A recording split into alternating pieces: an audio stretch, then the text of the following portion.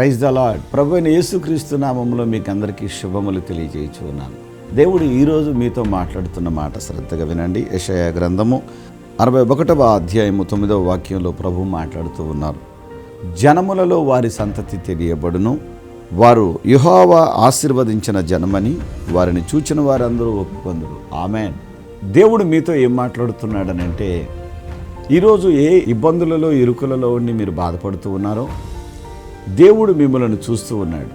మిమ్మల్ని చూసి ఆయన ఏం చేస్తూ ఉన్నాడనంటే, ఈరోజు మీ చేతుల్లో ఏదైతే చేసి అది బిజినెస్ కానీ, లేదా అది చెరువులు కానీ, అది పొలము కానీ, మీరు ఎందులో ఉన్నా సరే ఇప్పుడు తాత్కాలికంగా ఇబ్బందులను ఎదుర్కొంటున్నారేమో, వృద్ధి చెందాలని మీరు ప్రయత్నం చేస్తున్నారేమో.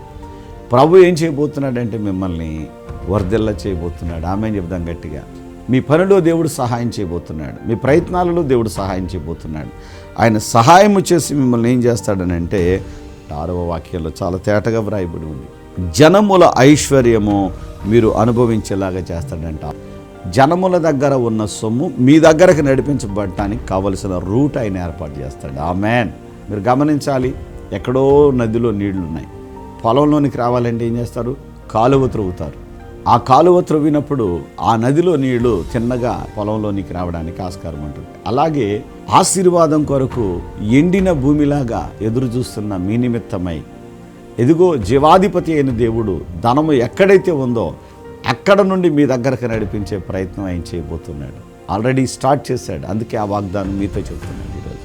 ఇప్పుడు మీరు దీవించబడతారు. మీరు దీవించబడటమే కాకుండా మీ పిల్లలు దీవించబడతారంట. హల్లెలూయా.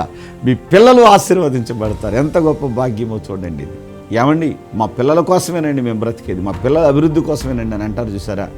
డబ్బులు ఉన్నా లేకపోయినా, డబ్బులు టైట్గా ఉన్నా సరే పిల్లల కోసం కష్టపడుతుంటారే అటువంటి తల్లులు తండ్రులు వినండి జాగ్రత్తగా. ఓ యవన బిడ్డలారా వినండి, మీతోనే ప్రభు మాట్లాడుతున్నాడు.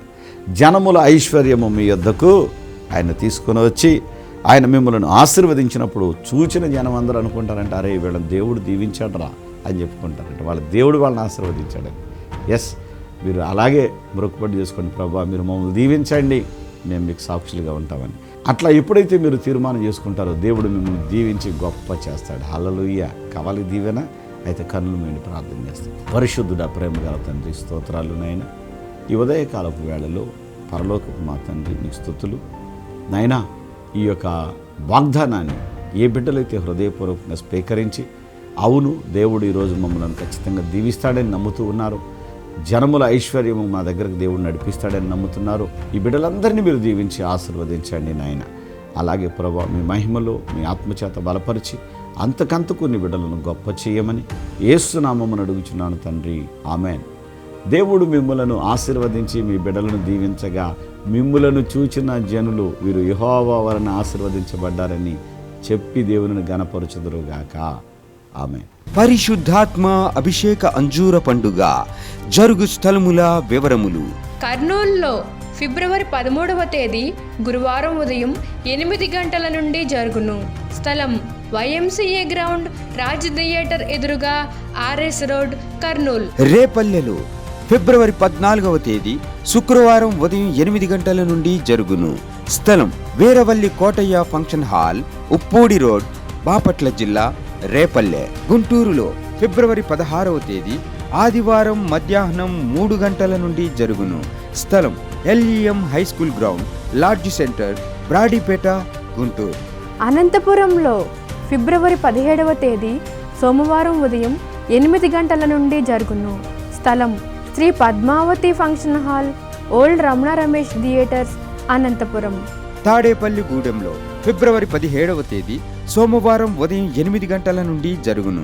స్థలం Renuka function hall, flyover bridge ఎదురుగా, కొండయ్య చెరువు రోడ్, కడగట్ల, తాడేపల్లిగూడెం.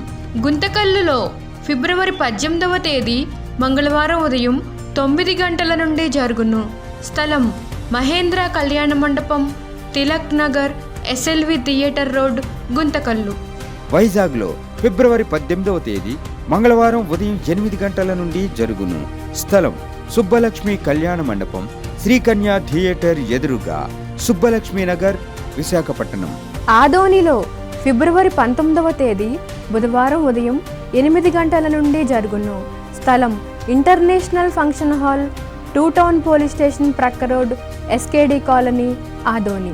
పాలకొల్లులో ఫిబ్రవరి 19వ తేదీ బుధవారం ఉదయం 8 గంటల నుండి జరుగును. స్థలం కిరాణా మర్చెంట్ అసోసియేషన్ బిల్డింగ్, బస్టాండ్ వెనుక road, Srinivasa deluxe road, Palakollu. పెద్ద డోర్నాలలో ఫిబ్రవరి 20వ తేదీ గురువారం ఉదయం 8 గంటల నుండి జరుగును. స్థలం కల్వరి స్వస్థతశాల, పోస్టాఫీస్ వెనుక, కర్నూలు రోడ్, పెద్ద డోర్నాల. నర్సరావుపేటలో ఫిబ్రవరి 20వ తేదీ గురువారం ఉదయం 8:30 గంటల నుండి జరుగును.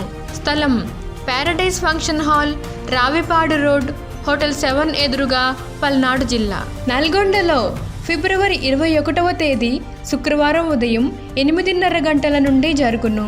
స్థలం SBR function hall, bus stand road, Boyawada, Nalgonda, Telangana. మాచేర్లలో ఫిబ్రవరి 22వ తేదీ శనివారం ఉదయం 8 గంటల నుండి జరుగును. స్థలం మానుకొండ కళ్యాణ మండపం, మున్సిపల్ ఆఫీస్ దగ్గర, పల్నాడు జిల్లా. ఏలూరులో ఫిబ్రవరి 23వ తేదీ ఆదివారం మధ్యాహ్నం 2 గంటల నుండి జరుగును. స్థలం Subhalekha convention, Chintalapudi road, Kandrikagudem centre, Eluru. వినుకొండలో ఫిబ్రవరి 28వ తేదీ శుక్రవారం ఉదయం 8:30 గంటల నుండి జరుగును. స్థలం గంగినేని గార్డెన్స్, నర్సరావుపేట రోడ్, పల్నాడు జిల్లా. కాకినాడలో ఫిబ్రవరి 28వ తేదీ శుక్రవారం ఉదయం 8 గంటల నుండి జరుగును. స్థలం కొండబాబు గారి కళ్యాణ మండపం, ఎంఎస్ఎన్ చారిటీస్ ఎదురుగా, జగన్నాథపురం, కాకినాడ. టీ గోకులపుర గ్రామం, కృష్ణగిరి మండలం, కర్నూలు జిల్లా. నాకు 2 సంవత్సరాల నుండి షుగర్ ఉంది. కనీసం నేను టీ తాగాలంటే కూడా చాలా భయపడేవాడిని. మా ఊరు వాళ్ళందరూ ఉండి అక్కడికి వెళ్ళండి, అక్కడికి వెళ్ళండి, బాగుంటుంది చాలామంది చెప్పారు. కానీ ఎవరి మాట అయితే నేను వినేవాడిని కాదు.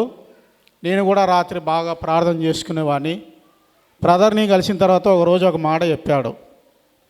ఏమని చెప్పాడంటే, ప్రార్థన చేసేది అందరూ చేస్తారు, వాక్యం చెప్పేది అందరూ చెప్తారు అన్నారు. కానీ నేను ఎన్నోసార్లు కన్నీటితో ప్రార్థన చేశాను, కానీ నాకు కాలేదు.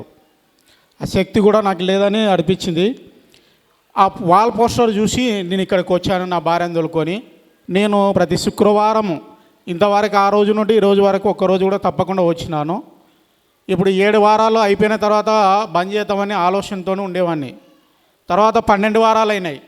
తర్వాత బ్రదరు ఒక మాట చెప్పాడు, మళ్ళీ నూతన సంవత్సరం ఇది, 7 వారాలు తిరగండి, మీకు ఏదైనా మేలు జరగలేదని బాధపడొద్దండి, దేవుడు అంతకు 2 అంతలు చేస్తాడని చెప్పాడు. అన్నయ్యతో ప్రార్థన చేపించుకున్నాను. 2 సార్లు నా తల మీద చేయబెట్టాడు. అప్పటి నుండి ఇంతవరకు నేను రోజు 2 ట్యాబ్లెట్లు 3 ట్యాబ్లెట్లు వాడేవాడిని. అన్నం తినాలంటే భయపడేవాడిని. రొట్టె, ఉప్మా ఇవే తినేవాడిని. రైస్ చాలా తక్కువ తీసుకునేవాడిని. టీ అంటే భయపడేవాడిని. చక్కెర తినడానికి భయపడేవాడిని. నేను ట్యాబ్లెట్లు వాడడం లేదు, అన్నం తింటున్నాను, టీ తాగుతున్నాను, అన్నీ చేస్తున్నాను. ఏంది ఇట్లా ఉందని నేను ఆలోచన చేసిన. మళ్ళీ దాన్ని టెస్ట్ కూడా చేసుకున్నా, 2-3 సార్లు చేసుకున్నా. ఒకరోజు చూస్తే 72 వచ్చింది అన్నం తినక ముందు. భోజనం చేసిన తర్వాత కరెక్ట్ గంటన్నరకి మళ్ళీ టెస్ట్ చేసుకుంటే అప్పుడు 120 వచ్చింది. అప్పుడు అనుకున్న బ్రదర్ అన్నవారి చేసిన ప్రార్థన వల్ల మహిమశాల వల్ల నేను షుగర్ వల్ల స్వస్థత పడినానని సాక్ష్యం ఇస్తున్నాను.